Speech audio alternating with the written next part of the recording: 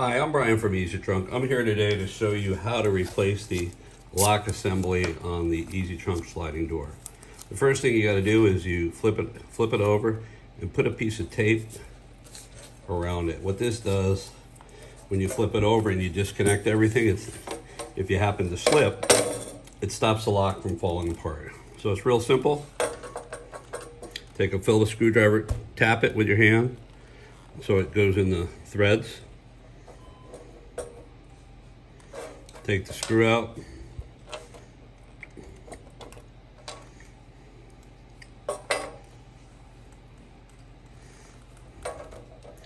Place the new one in.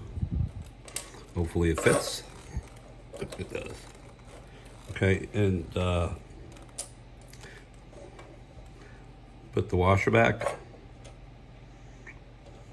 Actually, you know what? You don't need the washer. It'll seat better, and this way it won't vibrate loose.